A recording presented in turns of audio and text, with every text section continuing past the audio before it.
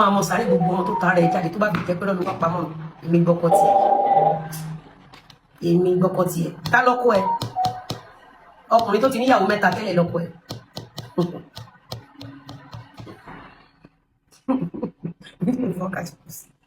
Ìfọlá padà ṣe tó ṣe.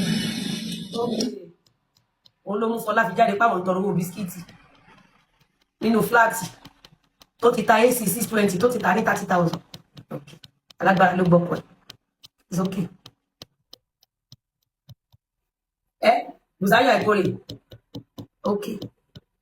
Ẹ̀yin èèyàn wa, Lizzy Anjorin ó ti jáde lórí ọ̀rọ̀ arábìnrin tí a mọ̀ sí Fọlá Tinubu tó jẹ́ ìyáálé rẹ̀. Ó ti sọ̀rọ̀, ó ní ẹ̀sùn tí arábìnrin ọ̀hún fi kàn wípé òun fi tipátipá gbọ́kọ rẹ̀. Ó ní tó bá jẹ́ bẹ́ẹ̀ àbí tó bá jẹ́ irọ́ ni ó palẹ̀ òun, ó ní kí Ọlọ́run fìyà jẹ, ó ní kí Ọlọ́run fìyà jẹ Fọlá Tinubu. Ẹ̀yin èèyàn wa, ẹ jẹ́ ká gbọ́ látẹnu Lizzy Anjorin bí ó ṣe ṣẹlẹ̀. Mo fi gbọ́kọ̀ ẹ̀ ló fi rìkọ́dù voice Mr. Lawal. Okay. Torí pálágbára ni mí, òun lẹ ṣe rìkọ́dù voice Mr. Lawal. Òun náà lẹ ṣe gba donation. Òun lẹ ṣe gba donation, lẹ ṣe gba monetization. Ilé Ìfọlá padà ṣe tó ṣe. Ẹ̀yin náà ẹ̀yìn májè. Kéèyàn gbọ́kọ lọ́wọ́ èèyàn, kò ní iṣẹ́ gidi lọ́wọ́. Lizzy ló gba Mr. Lawal lọ́wọ́ Fọlá. Fọlá ò ní iṣẹ́ gidi lọ́wọ́. Tó bá ti jẹ́ pé òótọ́ ló ń sọ, ó fi. Àmọ́ tó bá jẹ́ pé irọ́ ló pa, gbogbo ohun tó ti fún ẹ jáde ló máa tán lójú ẹ̀mí ẹ̀. Èmi ni Lizzy gba ọkọ ẹ̀. Ó fẹ́ rán Jẹ̀ṣà lẹ́wọ̀n gbà yẹn ni. Àwọn pé Mr. Lawal lọ́wọ́ ẹ̀kú Jẹ̀ṣà gbà yẹn. Tí ó ti ẹyin, òun ló ṣe dá ọgbọ́n yẹn. Ṣé mo pé gbà tó lè gbọ́rọ̀ Fọlá wá ni kò sí support kankan fún Jẹ̀ṣà mọ́. So tí ò bá sí ọ̀rọ̀ Fọlá tí Ìyábọ̀ fi divert attention àwọn Nigerians, ó máa hard fáwọn tí Ìyábọ̀ Òjó lọ bẹ̀ pé kọ́ bó rán Ìjẹ̀ṣà lẹ́wọ̀n, ó máa hard fún àti rán Jẹ̀ṣà lẹ́wọ̀n.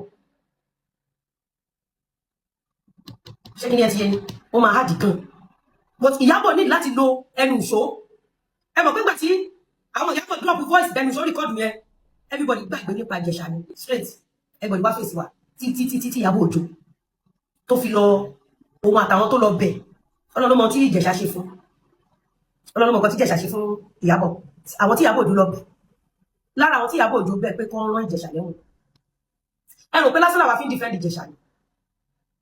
Ẹ rò pé lásán làwa fi ń ẹ rò pé àwọn tó padà rán Ìjẹ̀ṣà lẹ́wọ̀n wọ́n regret lọ́la.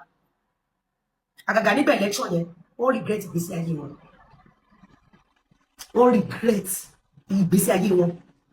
Torí gbogbo àwọn tó bá Ìyábọ̀ rán Ìjẹ̀ṣà lẹ́wọ̀n kò sí kankan tí kò kàgbákò tó wọn kàgbákò. Èmi mo agode life for you. Kí ni yẹn ti mọ Ìyábọ̀ Òjó lára kó máa push narrative. The same thing Ìyábọ̀ Òjó sọ pé Naira Marley ló pa Mohbad. Kí ló cost Ìyábọ̀ Òjó láti jáde kó ní ẹ̀yìn abiyamọ? Wọ́n ti ṣe investigation. Mo bẹ̀ yín. Naira kan ló pa Mohbad. Ẹ rí pé Ìyábọ̀ Òjó lè ṣe. Ìyábọ̀ ẹ̀ díẹ̀ lélẹ̀.